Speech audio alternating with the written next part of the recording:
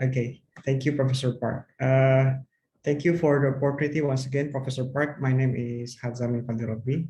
You can call me Hadza. Hadza. Hadza, Okay. yes, Hadza. So don't read the D, so you just read it Hadza. I'm an assistant professor at the Department of International Relations from the Islamic University of Indonesia, Jakarta. And today I will be presenting a brief notes of my paper that I'm currently working on, which is entitled The Turkey South Asia Relations Within the Framework of Turkish Asian EU Initiative. So let me begin by elaborating some important points here that initially Turkey and Southeast Asia never had any kind of intensive connection until very recently. And South Asia actually has never become an interest for Turkish academia until at least 2010, when at that time Turkey is still trying to focus more on research related to Western and also European academia. I mean, like most of the research that were dedicated by the Turkish academia were mostly focusing on how Turkey should build its relations with the European Union as well as with Northern Atlantic Treaty Organization or NATO. But of course, there are some efforts and also initiative to relieve and also to reconnect Turkey with Asia, starting from 1980s, actually, when at that time President Turgut Özal was having a more effort to catalyze the trade relations between Turkey and new economic powers in Asia, such as Japan, South Korea, and also Singapore at that time. And Turkey would like to capitalize on the growth of these new economies by having a good bilateral relations. And so this remark as the Özal's era in Turkey's foreign policy, which bring Turkey to become a new trading power at the time in the Middle East.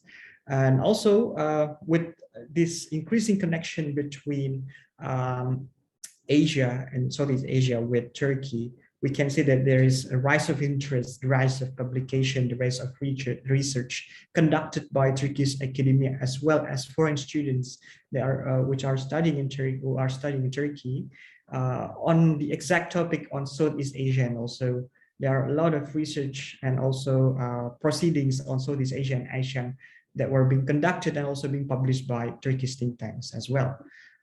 So if we are looking into two main research portals in Turkey, the first one is from the Higher Education Directorate of the Republic of Turkey. So we can see that there are at least 164 research entitled after Southeast Asia. In Turkey, it is called as Güneydoğu Asya. So this really shows that the number of research is still increasing until today. The first research was being written in 1994 by one of the renowned expert on Southeast Asia. At that time, he was still a master student. His name is Pehlivan Bahadur Olu, I think. So he started research on Southeast Asia, and then many other students from Turkey and also from foreign citizens who are coming to Turkey for study, they are also having a very important role in building the narratives on Southeast Asia and Turkey. And there's also a tradition by one of the think tanks in Turkey known by the name of SETA. So SETA has created some kind of an annual report that is known by the name of Turkish Politikası Yılı, or the Turkish Foreign Policy Annuals. And these annual reports reported Turkish foreign policy development in many regions, including in Southeast Asia. But what interests me is that there are several years in which the chapters on Southeast Asia is completely erased. This is something that really sparked my interest, so that I'm eventually writing this research.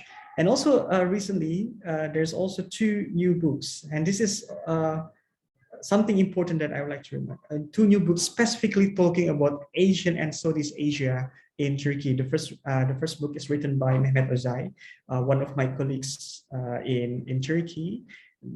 Who is specializing in Indonesian and Southeast Asian studies. So he wrote a book entitled the Asian Century, and also the unity of the region and also the current developments.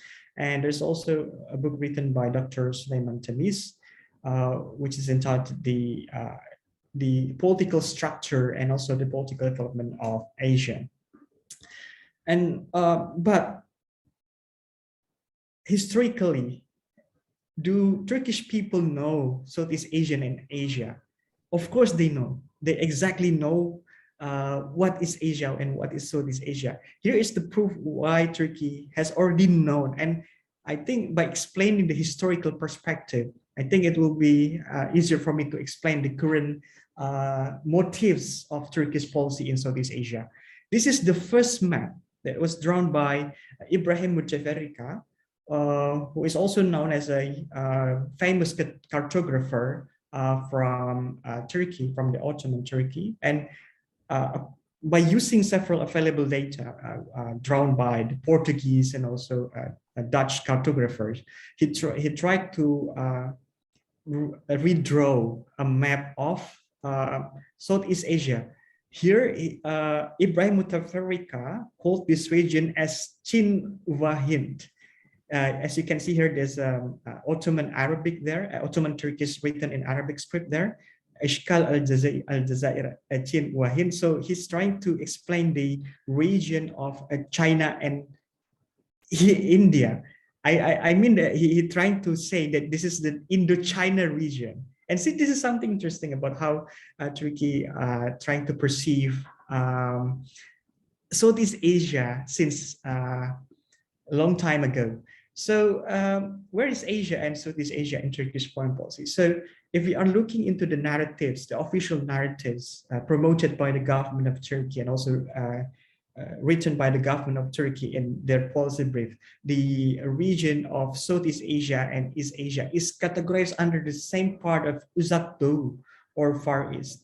And there are also earlier contexts that has been built since Ottoman era, particularly with Aceh Sultanate, with Johor Sultanate, and also with many other small kingdoms in Southeast Asia. And this context is still going on.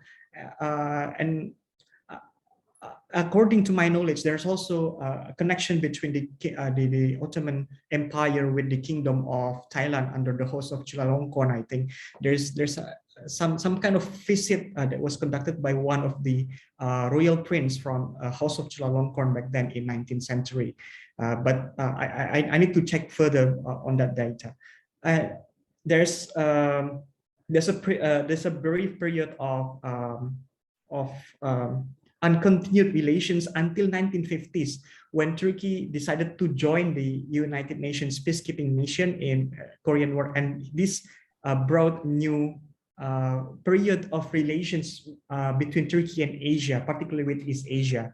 And also Turkey's participation in 1955 Asian African Conference is important to be noted here, because Turkey is actually part of the Western Bloc and decided to join the Asian African Conference. At the time, Turkey's participation is quite controversial, because at the time Turkey is not willing to build discussions with communist countries such as People's Republic of China at the time, which is also participating in the Asian African Conference.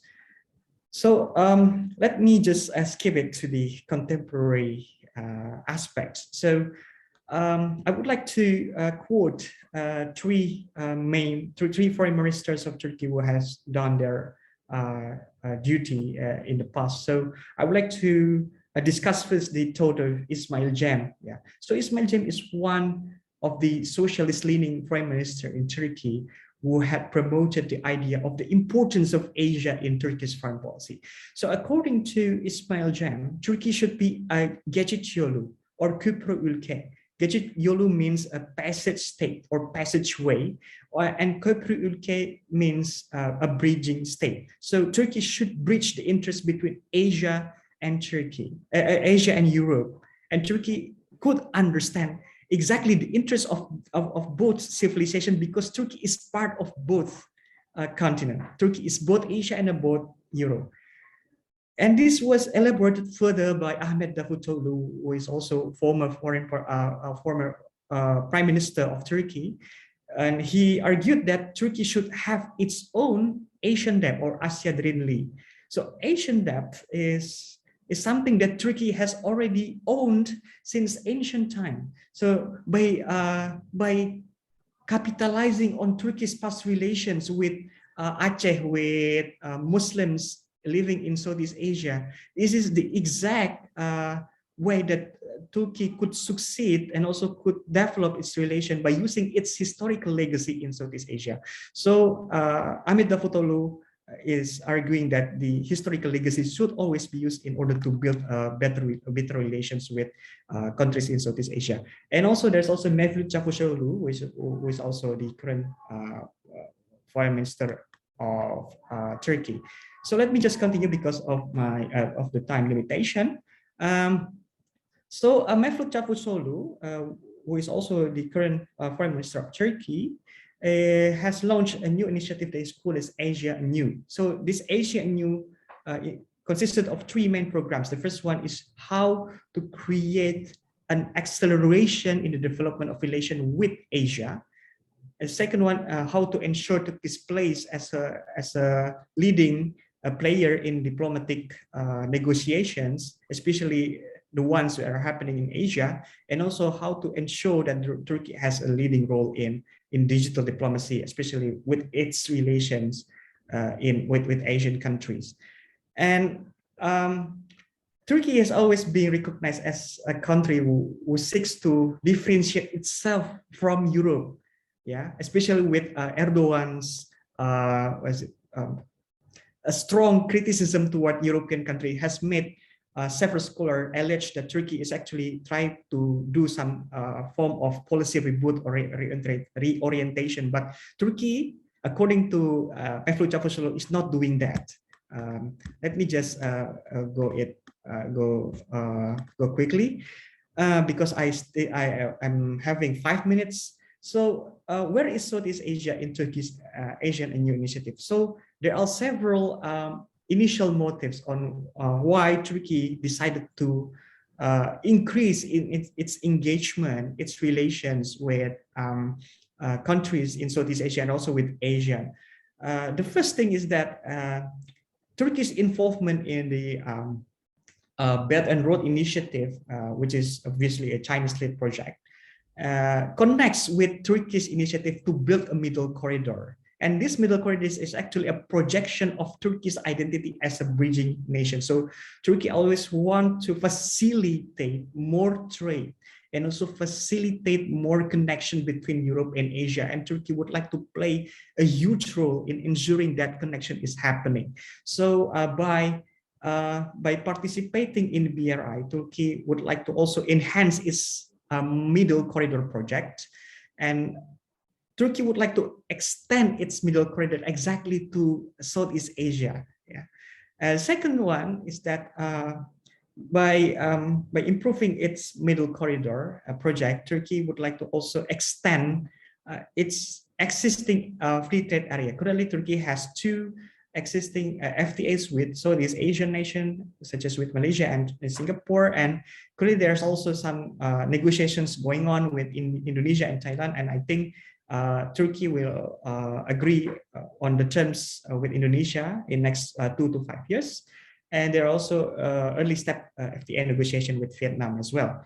But the problem is there's also initial lack of holistic vision and programmatic approach. And this is something that the scholars, in Turkish scholars, is trying to close the gap and to help the government of Turkey to create a more comprehensive program in Southeast Asia.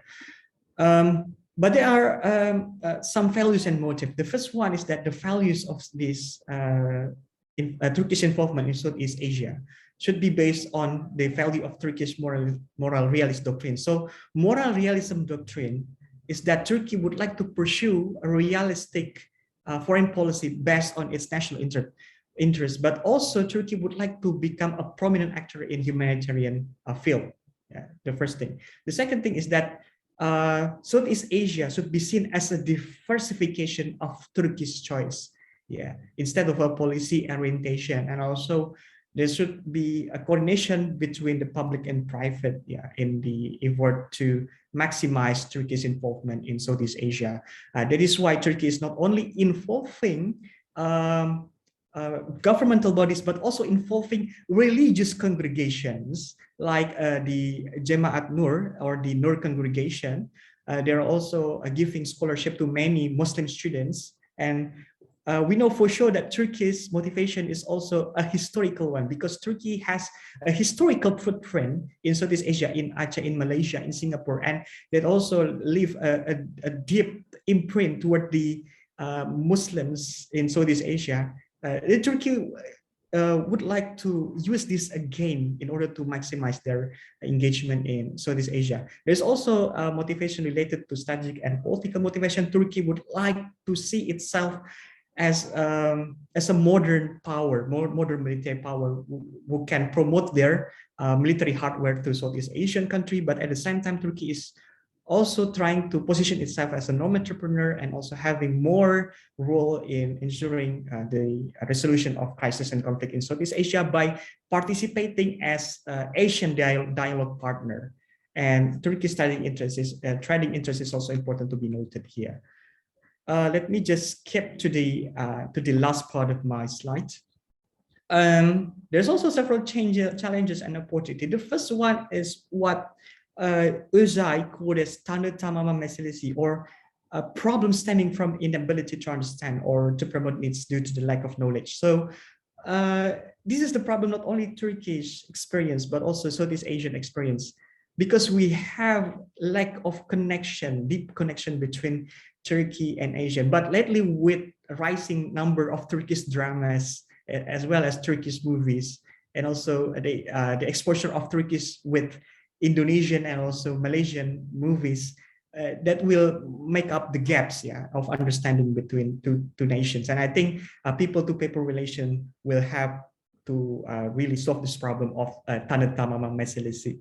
There's also unexplored sectors of cooperation, and I think this could be enabled by applying the sub-regional approach, so that Turkey could solve the existing problem in certain region in a much more holistic way. And Turkey's experience in handling conflict and crisis in many regions could become a modality for Asia, and Turkey could always build its capacity as a humanitarian actor and also as a model for conflict resolution in Asia. I think that's all. Terima kasih, teşekkürler, and kamsahamnida for everyone who has listened to my presentation. Thank you very much. Back to you, Professor Bart. Okay, my name is Jay Shin. You can call me just Jay. I'm associate professor of political science at Korea University, or Korea University in Seoul.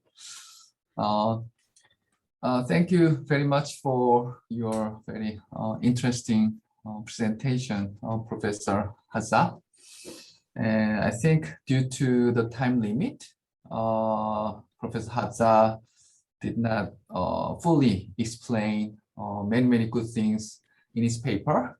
So let me summarize some key points in his paper first, and then I'm going to raise a few questions. Okay.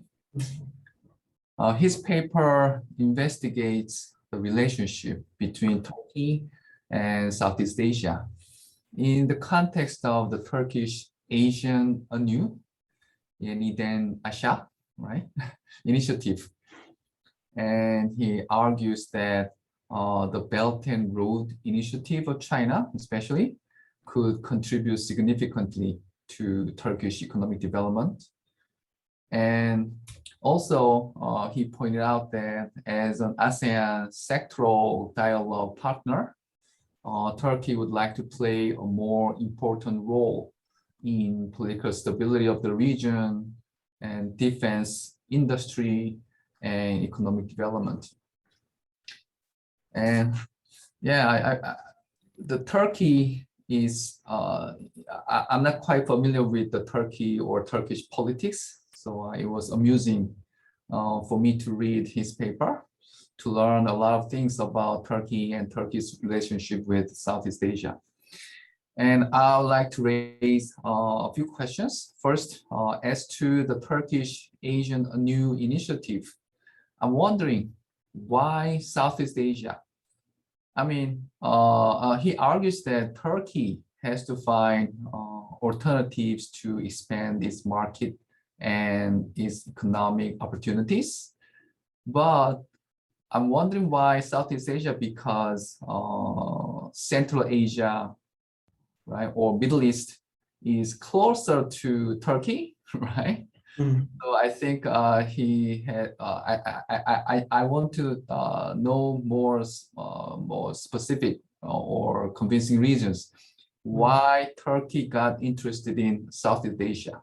Okay, probably I'd like to see some data about trade volume or investment amount from Turkey to Southeast Asian countries. And the second question is about the Belt and Road Initiative of China. As he mentioned in his paper that most Southeast Asian countries, especially Cambodia, Vietnam, and Indonesia, Malaysia, are part of this Belt and Road Initiative, right?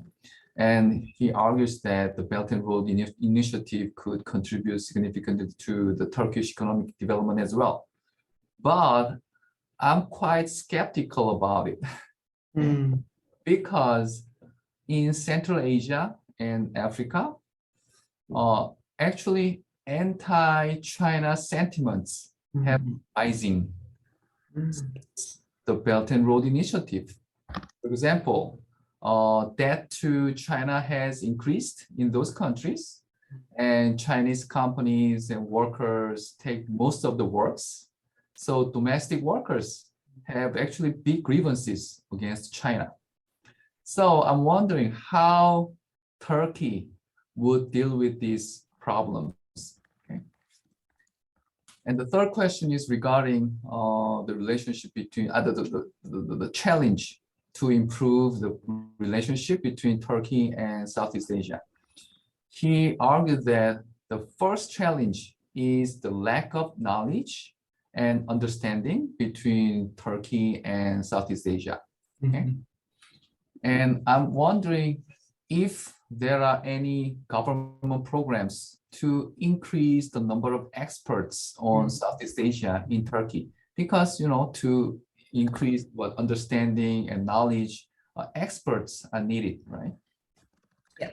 And finally, it's more personal question. What makes you got interested in Turkey?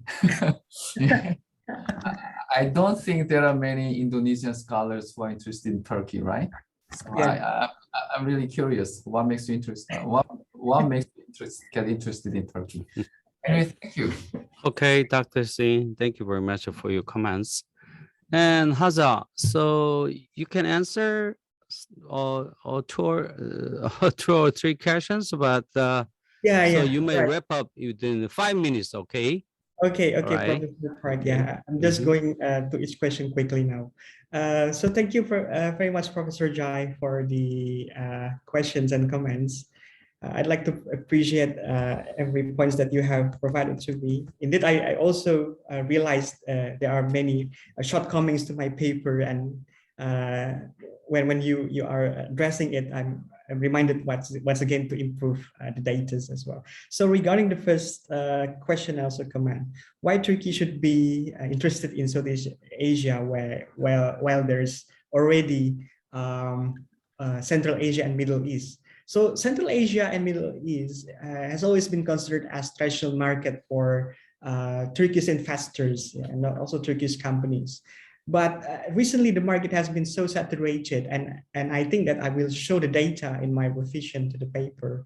And what makes Turkish investor interested in Southeast Asia is exactly because Indonesia, Malaysia, Singapore, Philippines offered many kinds of new opportunities for Turkish traders Recently, Turkey has been experiencing what we call as a coffee interest and the growth in coffee interest, and they are very keen to export more coffee from Indonesia. And not only that, there are also an increasing interest in to import coconut-based product, coconut oil, as a way to replace the usage of palm oil, which is obviously controversial because of its, well, environmental damage. Yeah. So I think that Turkey's interest is very much dependent on the on the existence of what we call as natural products. Yeah, natural products, which is not readily available in many countries, but it is abundantly available in Southeast Asia. And so Turkey has been recently exposed to Southeast Asian market, and they become suddenly interested in importing all of those materials, natural materials, and those materials could be used to produce organic foods, could also be used to produce coconut oil, etc. That's the thing that I've encountered and also experienced as well. And coming to the second question, how Turkey would deal with the issue of the anti-China sentiment in Central Asia. Well, Turkey always positioned itself as an alternative power. Turkey is actually sharing the same ethnic identity with those people living in Central Asian nation. The Turkic nation, the Turkic ideal has always been used by Turkey in order to promote its political and economic interests in Central Asia.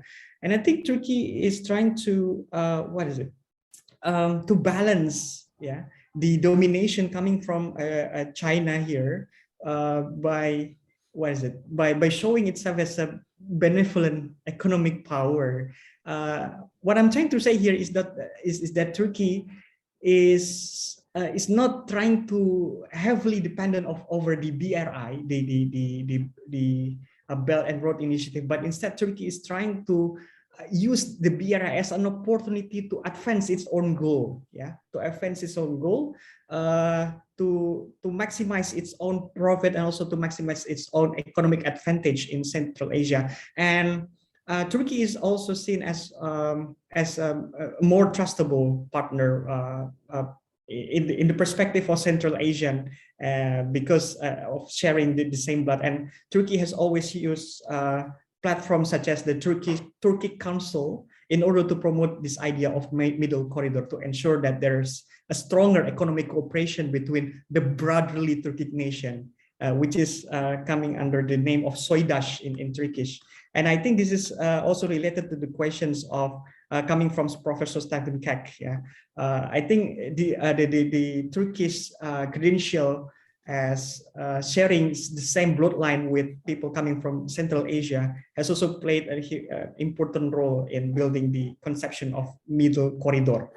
The third one, there's actually a program by the government of Turkey in order to increase the number of experts on Southeast Asia and also another region as well.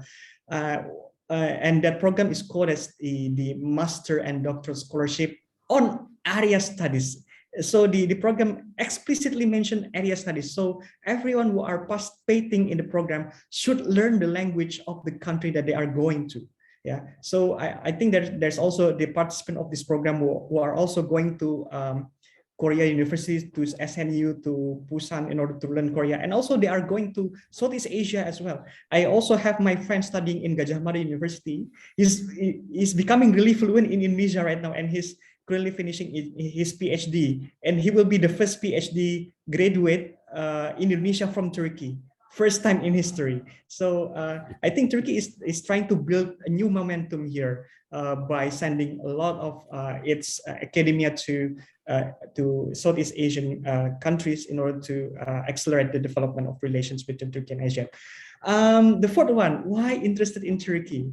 Well, I think this is something. Okay. Sorry. Yes. Okay, so my time is enough. So I think I just give it back to you, Professor Park, if the time doesn't low. Okay, thank you, Professor Park. And thank you everyone for joining this conference.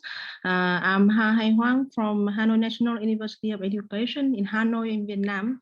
I have been working here for, I think, for more than 10 years. This is the first time I joined the conference conducted by KIAS. So thank you for giving me this very nice opportunity. So now I will start my presentation. My presentation is about the small state diplomacy and the case of Vietnam-China policy. In my presentation, I will focus on the theoretical framework of small states diplomacy, and then I will move to the case of Vietnam-China relationship and how Vietnam show its small state diplomacy in deal with China relation. And in the last part, I will talk a little bit about the challenger for Vietnam to continue its small state diplomacy in the future. As you know, Vietnam has a huge neighbor, China. We share a very, very long border in the mainland. And Professor Carter told us in Vietnam-China relationship is something like Vietnam have to suffer a tyranny of geography. So Mr. Lê Khả Phiêu, our previous General Secretary of Communist Party of Vietnam, told us China will always be Vietnam big neighbor, so we can afford to maintain tension with them. So the problem for Vietnam is, in any case, China has been and will always be Vietnam's top security concern. But how to keep the peaceful relationship with China and mutual interest from to the country is very big problem for Vietnam. And Vietnam-China relation has been asymmetry. Vietnam is very small country and China is very big, of course. So it's very asymmetric relation. Vietnam and China normalized relation in 1991, and from there, then it showed an interesting case to study how small state diplomacy deal with the great power in Southeast Asia.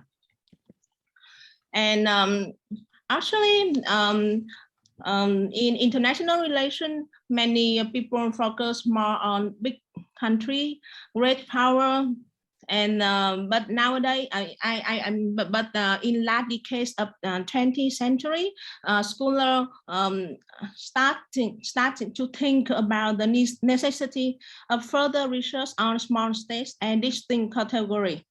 And in the study of David Vitor in 1971, he showed that he categorized country around the world into 3 types: great country, middle country, and small state country based on the quantitative approach.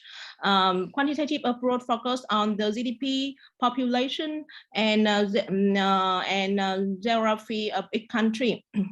Meanwhile, the perceptual psychology perspective define small state in terms of the perception of the self and the other.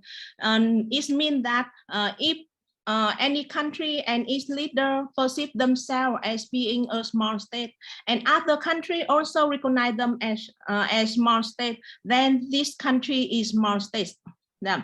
The third approach is the behavioral approach, define small state according to their actual behavior in the practice of their foreign policy.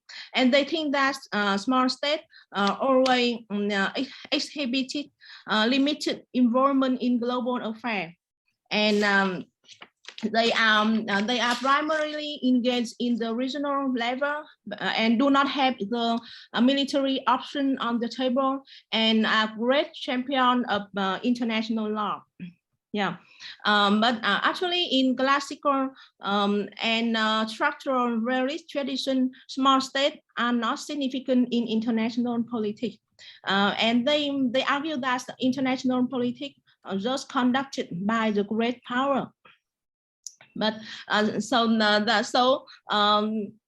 in studying the small state diplomacy, we found that there are some strategy for small states to survive and enhance their status in the international politics, including ally. The first one is ally with one major power to balance another major power. The second one is ally with a small power to balance a major power, bandwagon with the great power in the region, and increase participation in the regional and global organization.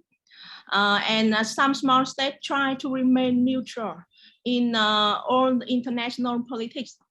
And sharp balancing and non-entrepreneurship, also the strategy used by small states to survive and enhance their status in the international politics. But how about Vietnam? How about Vietnam in the relationship with China? Vietnam is a small state. We have a population around more than 90 million. 90 million. I don't know how about in Korea, the population, but in Vietnam now, I think we more than 90 million people. And our GDP value of 0.24% of the world economy, according to the 2020 statistic. And for Vietnam, throughout Vietnam 4,000 years history, Vietnam always lived under the fear of Chinese invasion. We have 1,000 years under domination of Chinese feudalism. So a peaceful and a stable relationship with China is always one of our top foreign policy priorities. And also Vietnam suffered an international isolation in late 1980 in 20th century. And this is something like the bitter experience for Vietnam foreign relations, and Vietnam always try to avoid this bitter experience. And so in the relationship with China, Vietnam use strategy. The first one is high level of support for international legal norms. The second one is Vietnam try to avoid a behavior and policy which tend to alienate the more powerful states in system through three-no policy. And the third one is Vietnam use multilateral better foreign activity. Now I will focus on its strategy of Vietnam. The first one, Vietnam always support the show its high level of support for international legal norm.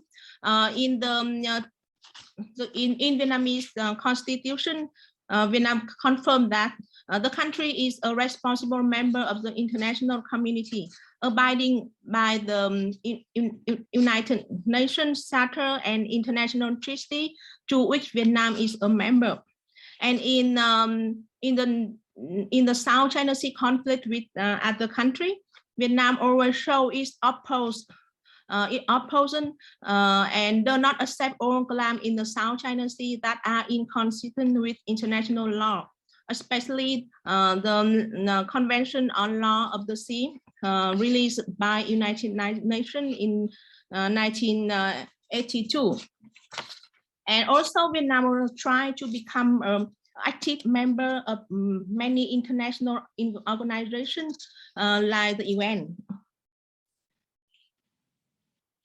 The second strategy used by Vietnam is a multi-directional foreign strategy to maintain a stable and peaceful environment in which Vietnamese domestic reform could implement. Four major term for the of the multi-directional foreign strategy of Vietnam, including independent, self-reliance, multilateralization, and diversification of external relation, struggle and cooperation, and proactive international integration. And in this multilateralism, Vietnam prefer the US, Japan, and India as possible partner in its attempt to stand up against China instead of Russia.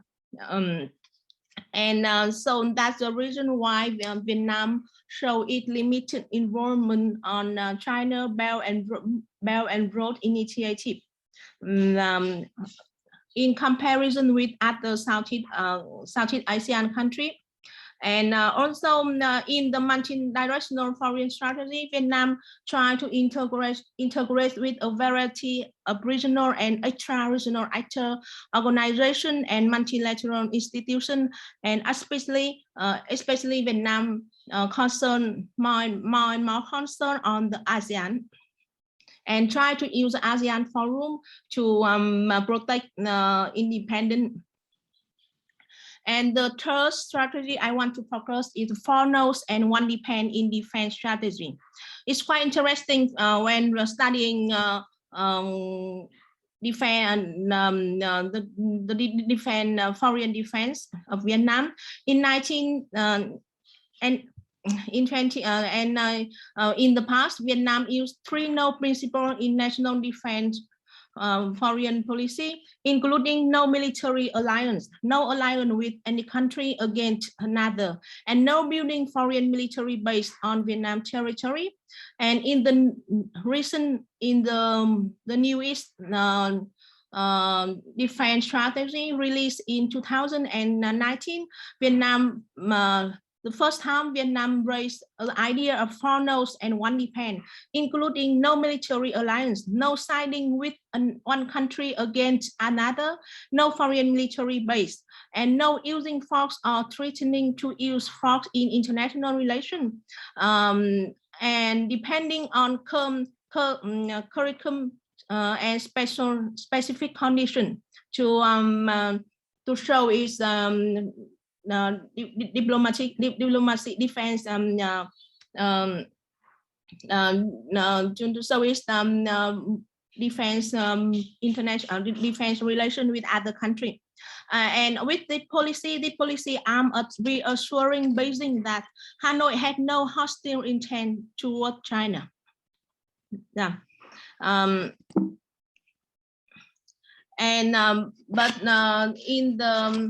In the future, Vietnam further development of small state diplomacy faced some significant constraints, including the first one is ideological similarity. Everybody knows that the Vietnamese Communist Party and Chinese Communist Party are only two Communist Party are in power in the world. So two Communist Party consider that a degree of mutual support have to maintain their rule. Also, you know that China is always a good example for Vietnam renovation since 1986. Vietnam has learned a past imitation from China a lot during its Đôi môi policy. And our former leader Lê Khả Phiêu told us, if China succeeds in its reform, then we will succeed. If China fails, we will fail. This told us China is very important partner for ideology in Vietnam and for the Đôi môi policy in Vietnam. And the second challenger is economic interdependence. Since normalization of the relationship between two countries, China become the most important trading partner for Vietnam. As Vietnam economy grows, more dependence on China, and the cost of challenging China has also grown. Although now Vietnam try to increase its trade relation and investment relation with other power like the US, the EU, Japan, and other ASEAN countries. But when you see on the economic statistic of Vietnam, China always the most important markets for Vietnamese manufacturing. And the third challenger I want to mention here is the Vietnamese public perception of China. In the Vietnamese people, there is a rising of nationalism. Public perception of China has decreased dramatically since the conflict on South China Sea. Even some public demonstration occurs in 2014 throughout Vietnam, and also Vietnamese community in foreign country. Here, I want to mention the issue of Hai Hoang CO 9H1 crisis. This problem raised a very wide spread of demonstration throughout Vietnam in 2014. And the last challenger, according to is the great power rivalry in Southeast Asia. Why I mention here? Because being at the crossroads in the Indo-Pacific region, Southeast Asia might be seen as being amenable to a concert of power, where all the major power, including the US, Russia, China, India, and Japan interact and competitive.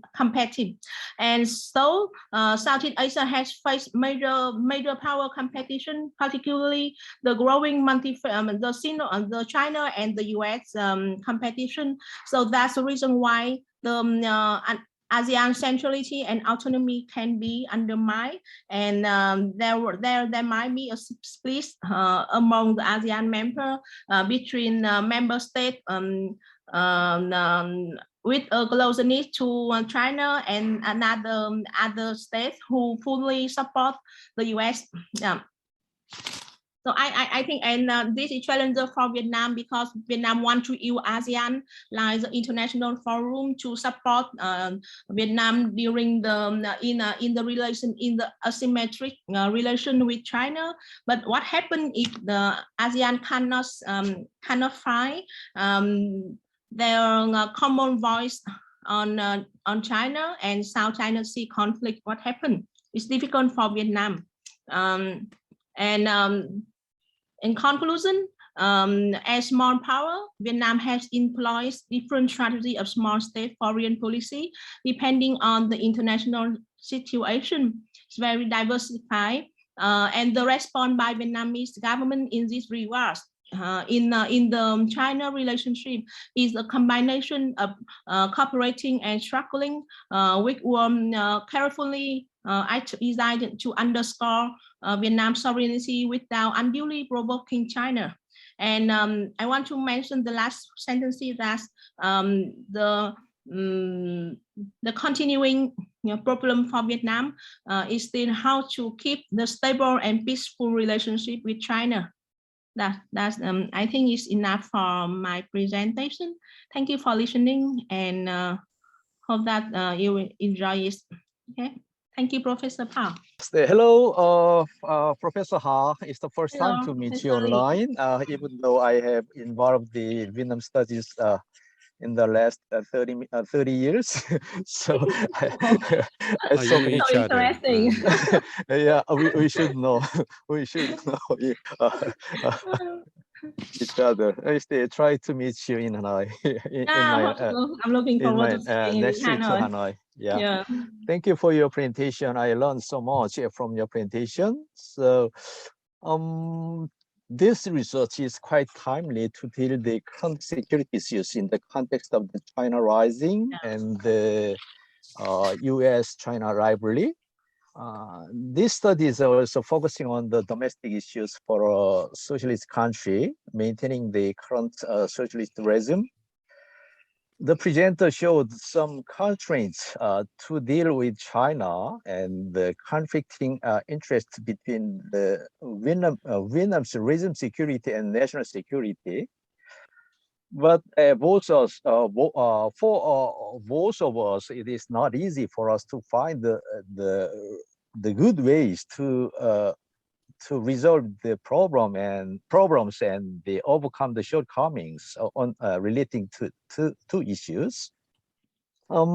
Anyway, this paper includes the Vietnam's foreign policy in general and constraints in China policy. And it makes us understand the Vietnam's China policy in the general context of Vietnam's foreign policy. While I feel it is still needed to interconnect the two issues, focusing on the Vietnam's China policy, it's just one comment for you by reading your drafts. In addition, I'd like to ask some questions, 3 questions.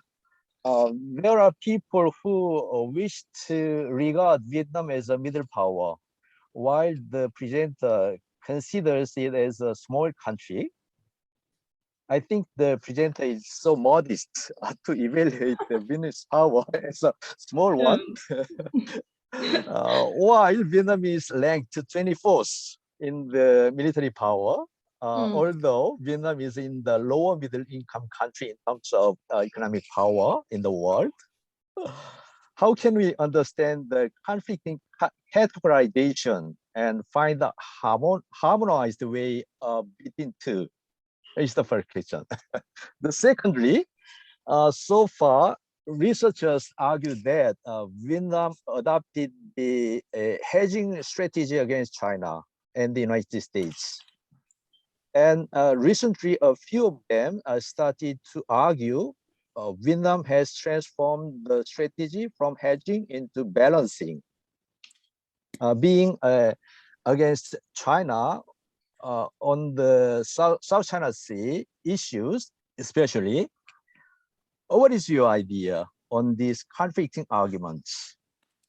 Thirdly, both South Korea and Vietnam are under the tyranny of geography. It means both of us have the asymmetrical relationship with China, right? As both countries celebrate the 30-year anniversary of the normalization this year and seek to upgrade the relationship into the comprehensive strategic cooperative relationship this year. What will be the possible area for both countries, means the South Korea and Vietnam, to cooperate in the field of security in general and the China policy in particular? Whereas South Korea does not have a regime security issue domestically. Yeah, that's all of my comments and questions to you. Thank you so much. Thank you, Professor Lee. Okay, thank you. Thank you, Professor Lee. So, Yeah. Professor Hai, you may a lot of ideas. Yeah, you answered the question. I think a lot of interesting idea right from me, and also my concern. Actually, from for your first comment, I know that nowadays in Vietnam, many Vietnamese scholar, Vietnamese researcher argue that Vietnam is a middle power. It's very popular. This idea has been raised in the diplomatic mostly in diplomatic university in Vietnam, but for me, I think it's Vietnam on the way. Vietnam is on the way to becoming the middle power, but nowadays they cannot become the middle power nowadays. With the limited GDP in the world, it's difficult for Vietnam to use economic power. Now, after the Communist Party meeting in last year, we had the 13 Communist Party last year. Vietnam are now at the crossroads of the development. They try to develop the economies after 30 years of renovation, but now we are something in line in the stock. We are finding on the new way, new motivation to promote our development. So in my point, I think it's difficult for Vietnam to use economic power nowadays, and we are still small states. And regarding the military power, now we try to increase military power. We have we use the defense diplomacy, very popular and very quite successful. But now for me, it's just on the way to become the middle power, and Vietnam couldn't be seen as the middle power nowadays. I think maybe in the next 10 years it's okay, but nowadays it's quite difficult, especially in the context of COVID-19. So a lot of difficulties for Vietnam economies and foreign policy, foreign activity. So I think we still small states, small power nowadays. And regarding your second comment, yes, hedging strategy is very famous idea, and I totally agree with the idea. Vietnam are using hedging strategy, but I want to mention that hedging strategy used by small state, and how small state like Vietnam use this hedging strategy. Yeah, for Vietnam, cooperation and struggle link in cooperating and struggling in the relationship with China, only one side of one side of a coin, and we try to balancing bargaining and try to keep the balance the relationship with China and other major power. And I think Vietnam are using hedging strategy, but we should see hedging strategy from the point of view of small states only thing. I think so. Yeah. Okay. And for your last comment, I think it's very interesting, but I think I have to thinking more. Okay. Okay. Thank you, Professor Hai. All right. Thank you. So you have kept time exactly. So no later than we expected. All right. Okay, now goes to the third presenter. So from Yekti, Dr. Yekti from Brin, Indonesia. So her title is Economic Activities in Langsan, the border area between Vietnam and China. Oh, you goes to Vietnam and China even from Indonesia, right? Okay, long title. So introduce yourself and then start your comments. The talks there. All right. Can I share my presentation? Can you see already? Okay. Yeah. Okay. Okay. So thank you very much, Professor Park. So I will present this paper with Betti, Rosita, Sarim. So we will divide it into two sections. Yeah. So your voice should be louder. Yeah. Oh, louder? Yeah. No, louder. Yeah. Yeah, we need a louder voice. All right. Sure. Can you hear? Is it okay now? Okay, it's okay. Okay. Thank you so much. Yeah. So I'm Yekti Maunati and my co-authors Betti, Rosita, Sarim from the Research Center for Area Studies. So it's from BRIN, is National Research and Innovation Agency. So this is very new. Before it was Indonesian Institute of Sciences. So this is the institution is so big now because it's merged from all the research institutions all over Indonesia. So okay. So this actually our research is about the economic activity. But I have to mention here that this research is based on our research before the pandemic, because now with the pandemic, of course, maybe so many things change because it's all the economic issues, of course, and also traveling problem, etc. So this is we have a limitation because during the pandemic we don't really update with that situation. So maybe later on we can update it, but not yet at this time because this is based on our previous season. So actually, like Langshan, maybe I mentioned the people say Lakson. Lakson is a very popular tourist destination with many different attractions, and including historical heritage, minorities market, as well as traditional and cultural uniqueness of their ethnic minorities, and but also as a hub of mainland Southeast Asia trading activity. So that's why we will focus on that two things on the tourism and also on the trading activity. So Lakson is located in the border area between Vietnam and China. So actually there are three borders that we study, but only this the one, and another one is Mong Tai, but we just talk on the Lakson. And so we only will discuss on the tourism and trading activities. For tourism, of course, we know that Smith that is the one that anthropologist, that the first one that talked about tourism.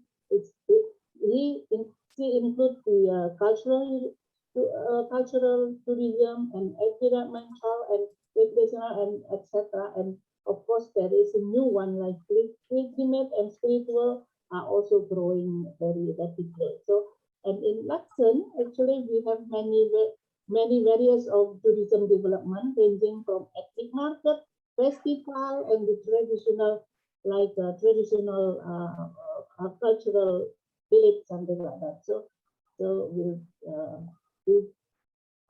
and also the Museum of Ethnology. So Museum of Ethnology is really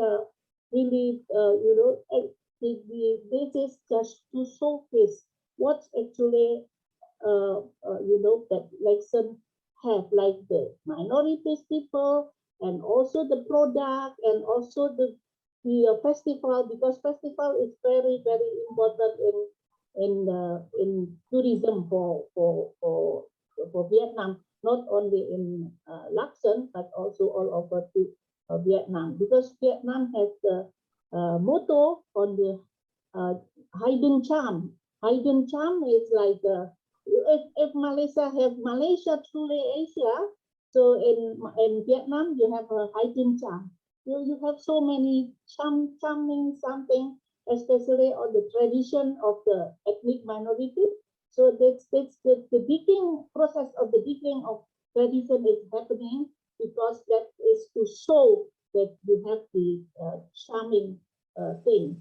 And Lakson is actually if other area is mostly dominated by ethnic Hien or but in Lakson actually the minorities are the dominant people. So like the Nung and also Thai, and Hien is smaller than other Dao and Hao and also other minorities. Yeah. So and then in you see the Museum of Ethnology is actually, you can see also the exhibition of the very famous and biggest river by Ki Chung River. So this is very unique because it's starting from China and continuing to Lakson and then flowing back to China.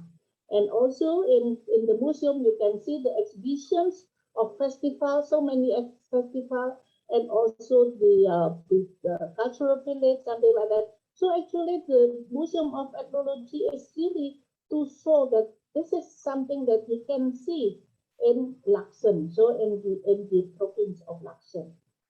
And the next one is the ethnic market. So of course ethnic market you can see in many different area, like in Thailand is very famous, and other places in Southeast Asia is very famous with the ethnic market. And ethnic market in Lakson is very unique also, because this is also the place for people, for the minorities to meet, to have a networking. So they also have coffee together, etc. And also So actually, the ethnic market of the minorities is the people, the minorities. This is only once a week, so it's not every day. So it's very, and people come all over the different area to Laksan in the morning, from morning until afternoon.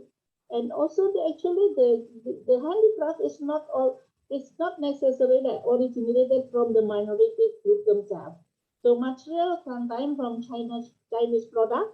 So and before processing them to a handicrafted, so like in the minority. So this is the example of the actually this is example of the product that actually the material is from China. So and this is the minorities and the minorities. So they actually along the street they sell a lot of things and also agricultural product and other product that's made by the minorities, because the minorities some actually is is in the agriculture apart from the handicrafts and very the unique handicraft. Yeah.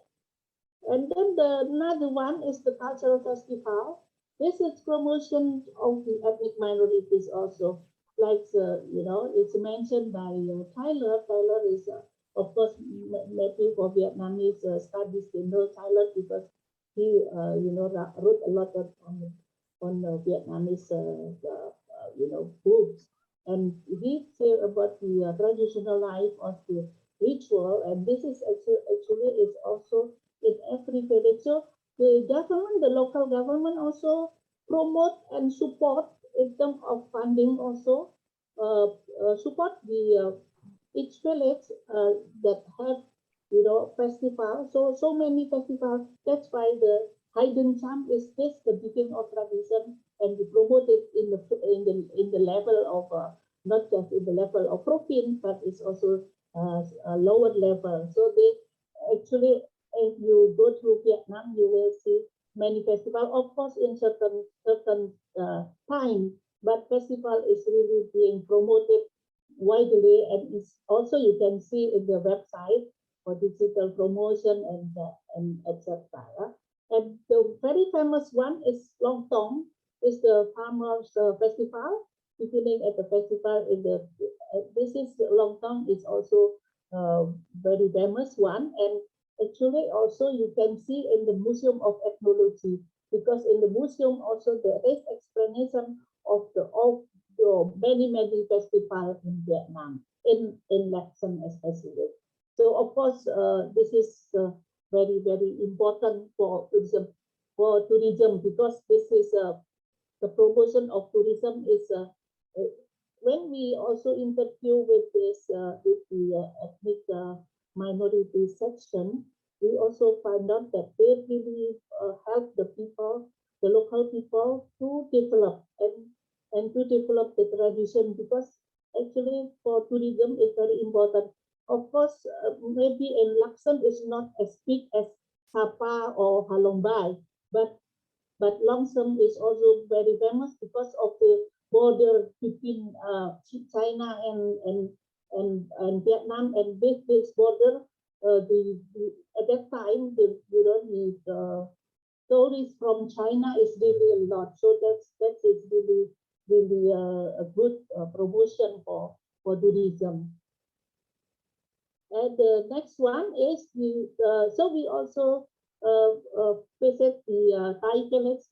The Thai village is actually located in the plateau, so it's the Ground Zero. So also this is very famous because once I think it's a movie also, located in one movie very famous, Ping Pong or I forgot, but also very famous movie also located in this area. It's very beautiful area, and it's quite far from the Laksan city, but it's it's maybe more than 2 hours to drive. Yeah, but this is very beautiful, and they also have homestay, and it's like a cultural village. So like of course, in many places you have cultural village. In Indonesia, we also have so many cultural village that developed by the government. So this in the Laksan also they have a cultural village That is the Thai people. Thai people is not the Thai from Thailand, but it's from minorities from China. So this is and also the local government really help them how to develop this destination. So this is very important for them. But of course, tourism is always, is not always stable in terms of income. So that's why they also grow vegetable and fruit. So this is also to get the additional for income, because tourism is of course sometimes sometimes if sometimes it's like December it's good, but others month will not be so good. So that's why they always have something additional for that, so for economic. But also the real contribution in terms of finance is hard to really show. So maybe if you ask me how much money you get for like from homestay, from the tourism, we don't really have the exact, because it's we only know how much money that we get from like homestay, how much money per night, something like that. But for the whole month, something like that is quite difficult, because not always the same in every month, something like that. So I think that's the part for tourism. So of course we admitted that in terms of, even in Indonesia also difficult sometimes to really count it all the income from tourism. So of course if you know like Bali, maybe you can see, but for the small one like in the cultural village, it's quite difficult to really get the idea how much money actually they get, because they also don't really calculate all the income, something like that. That's the difficulty for us. Now I will give the opportunity to Betti to continue the presentation. Betti, please. Okay, Ibu, you just shown the slide, and Yes. I will continue to explain the Vietnam-China cross-border trade in Lacson. Actually, there are three main gates for international cross-border trade between Vietnam and China. The first one is in Mong Kai Dong Sing, which is we did research in 2018, and then Lao Cai and Ping Xiang, we did research in 2017, and the last one is Lao Cai and Hyeok in China. But actually, because we did research in both two main border grids, so we can see the difference between Lacson and Mong Kai. So next slide, Ibu. So this is the timeline of Vietnam-China border relation. Actually, the previous presenter highlight the relationship between Vietnam and China, but in here I focus on the Vietnam-China border relation. In 1979, there is a border conflict between the two countries. So they closed their border around for 10 years, but actually the cross-border trade have been done by the community in both countries. And then the two countries realized that economy is very important in the border region, so they start to normalize their policy in 1991. And then in 1992, both countries agreed to open around 21 border trading points, and 4 of them are international cross-border crossing. So since this time, the border trade between Vietnam and China start to grow, and until now, the border trade and tourism become the main measure of economic activities in the border region in Vietnam and China. We have in Lacson, we have 3 border gates in here, Huongi and Yo-Kiwan, and then between in Lacson and Guangxi, and then Dong Dang and Ping Xiang.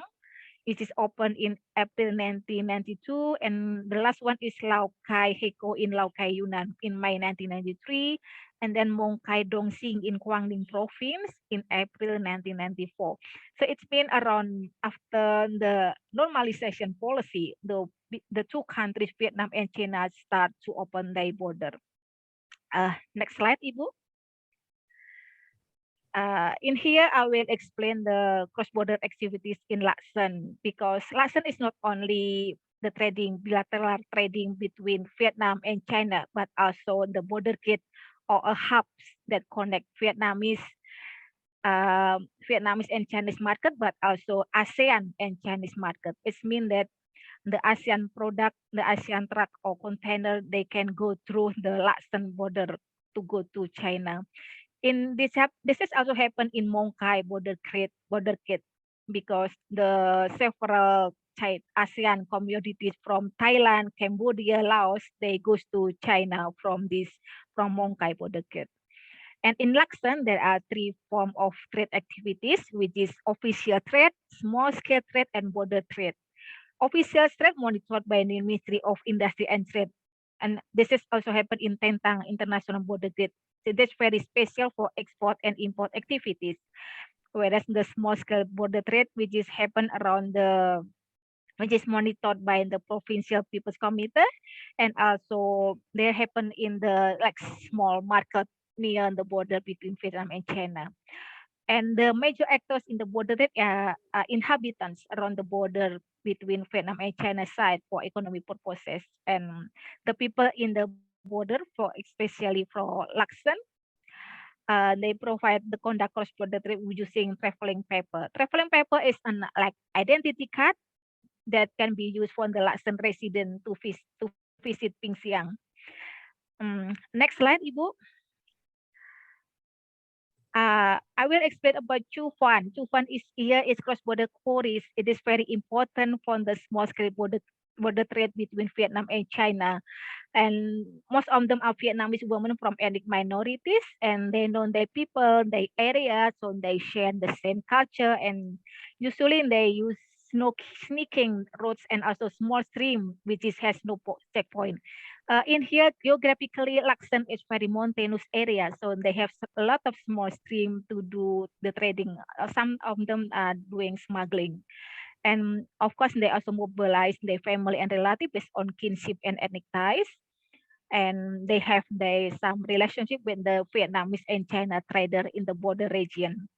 And the Chu Fan is not only bringing the goods across the border, but also they service another business like tourists for local people, such as restaurant, karaoke, hotel, and also salon. So sometimes they come to China with the order list from the Vietnamese seller to collect the goods from China, and then they come back to Vietnam again. Next slide, Ibu. Actually, I will not explain this one, but I want to show that this is the relationship and also the network between the cross-border traders in Laxton. We have the cross-border couriers or Chu Fan, and then China and Vietnamese seller. All of them have their own role and also their networking and their social capital. Next slide, Ibu.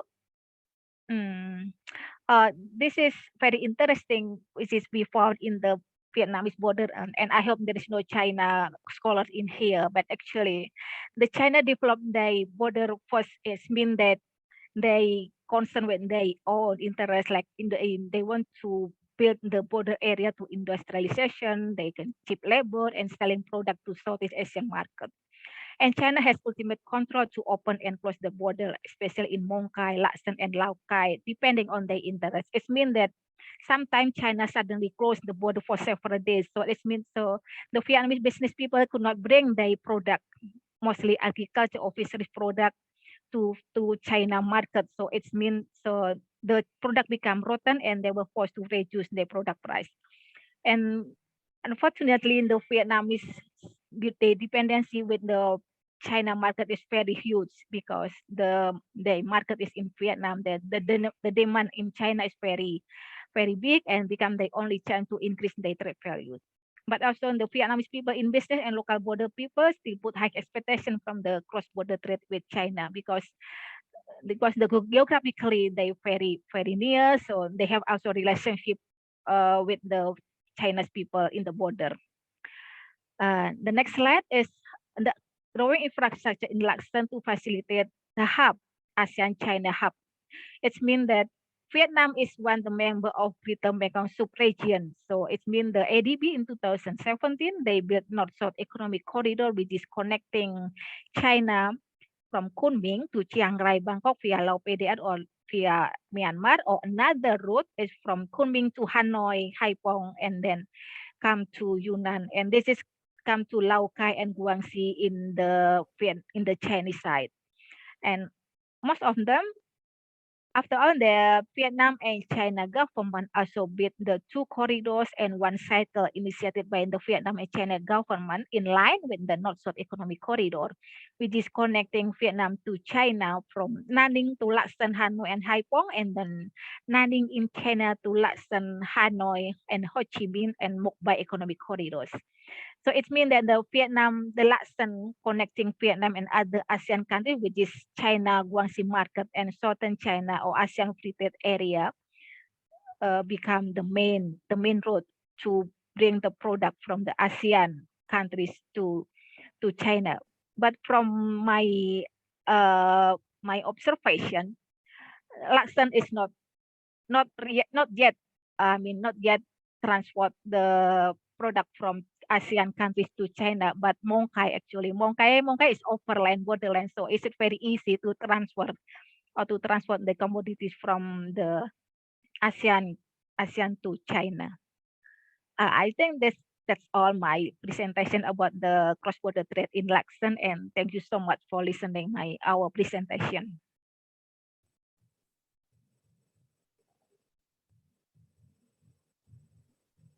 Thank you.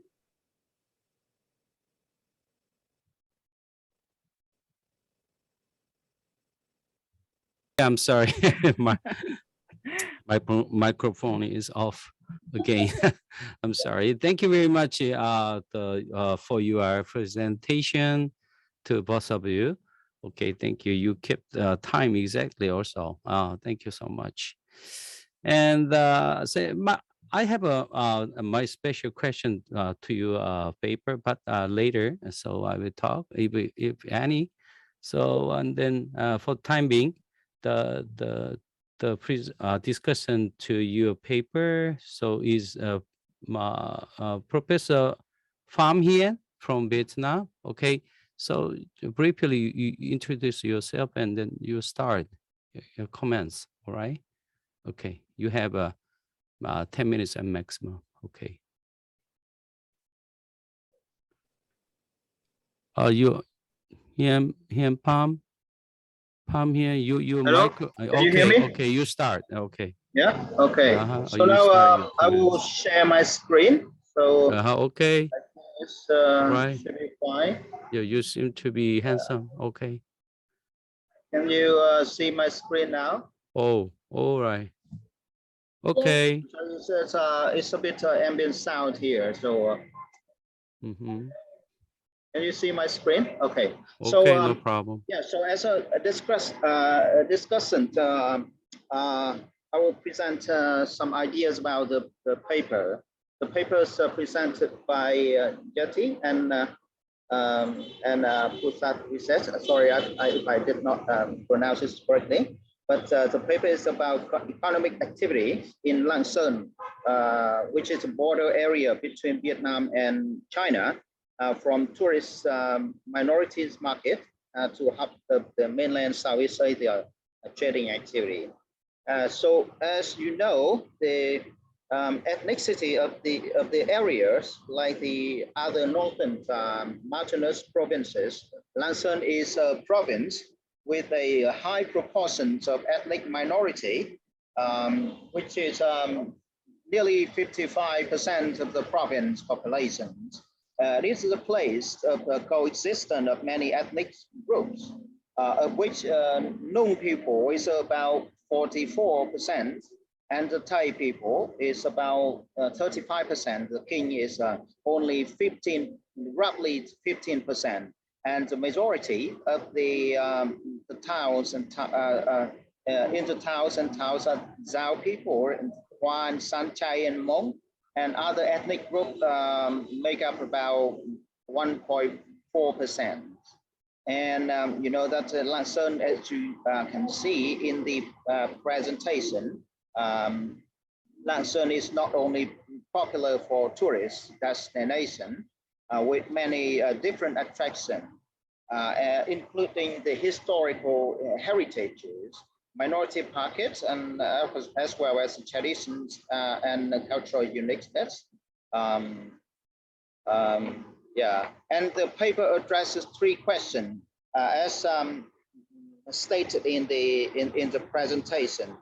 Firstly, how the development of tourism in Lạng and secondly, how does the economic activity of ethnic minorities, and thirdly, how the process of Lạng to become a hub of trading activity in the mainland of Southeast Asia. Now, we can see that the author has documented that economic activity are in the 2 forms in these areas. There are tourism and trade.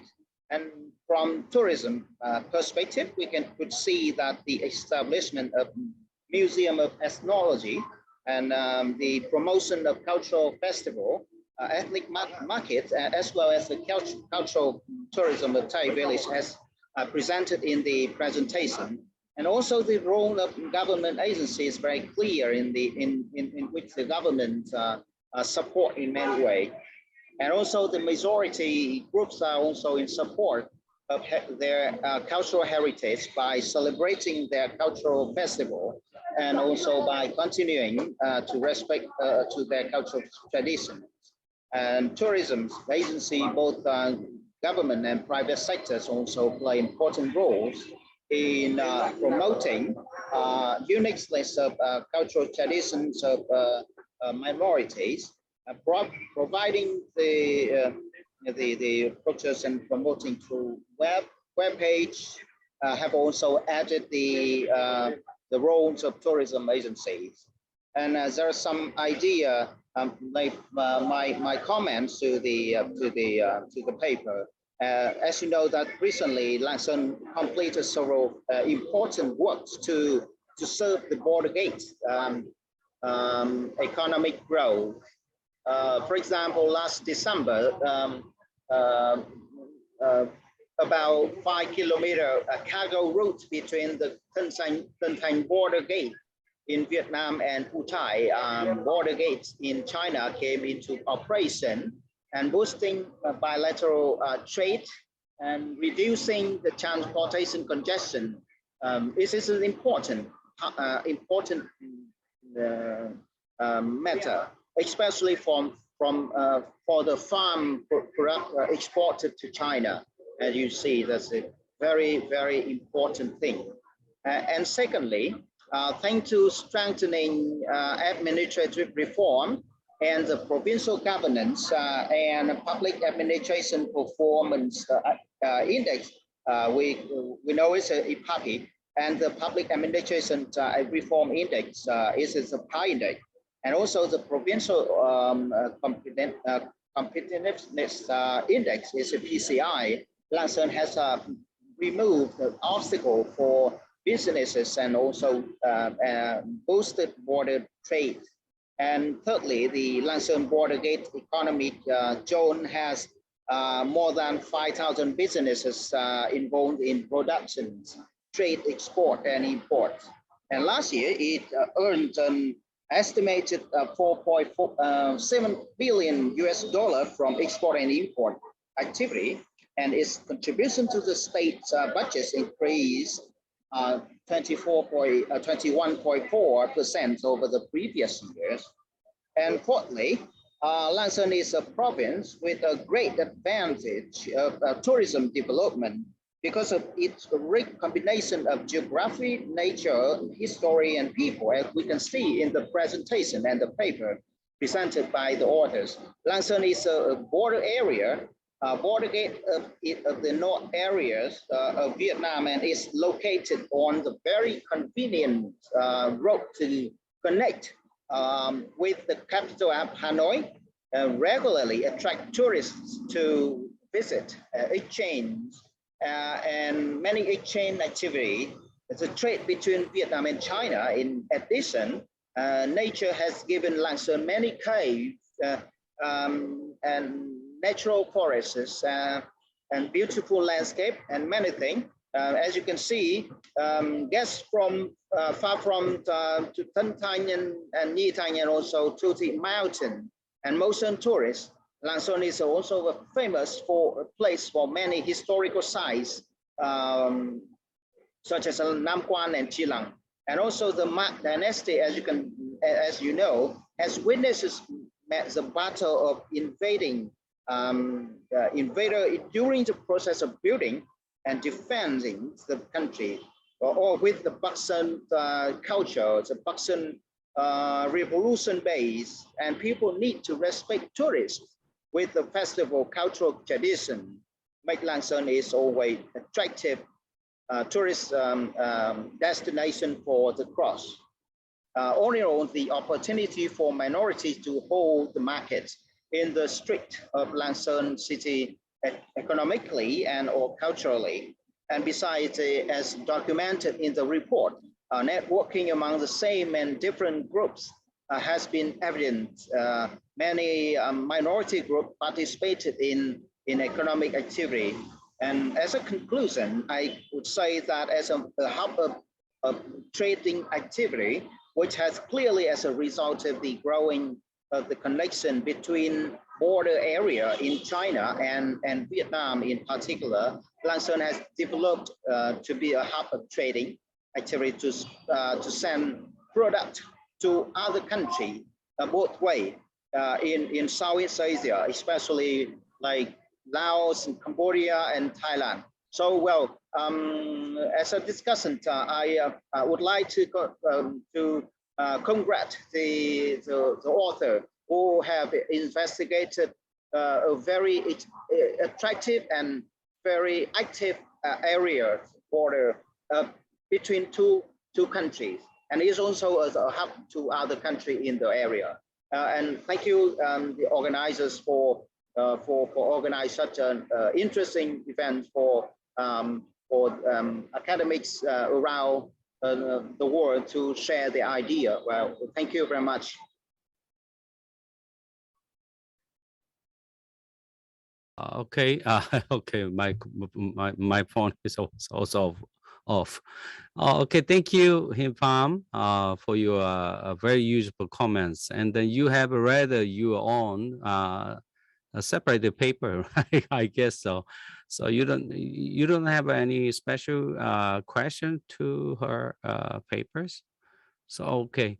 All right. Thank you so much to save time. So he's allowed to save time. Okay. So all right. The scheduled time has passed, but I got a little bit the permission from the director. So I can use some more time, and then I'd like to invite some floor, to have a question to 3 presentations. So any floor questions from you have any the additional? Can I ask questions, Prof. Jiang? Okay, okay. Aisha, okay, Yeah. all right. Go ahead. Hello, Dr. Yekti and Introduce Dr. yourself. Betty. I'm Yeah. Aisha from SNUAC, Asia Center. Okay. So I'm just wondering about your presentation. You said that there is kind of like tension between China and Vietnam. So China kind of like negotiate the border to kind of like close the border. So in benefit to the China positions. But I'm just wondering how about the Vietnam position itself? Do they close the border itself to kind of like limit the transactions between China and Vietnam? Thank you so much. Okay, thank you. Yekti? Thank you so Okay. much. Mm-hmm. Hello, Aisha. We used to work together at the same office at Libya. Yeah, so thank you for your question.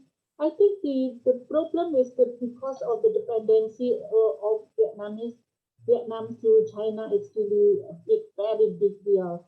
So that's why China can, sometimes it's happen when according to our informants, it's because sometimes the businessmen in China want to just, they have a power to say to the border authority to close because if they have especially if they have something like the product is a lot, so they don't want to have more, something like that.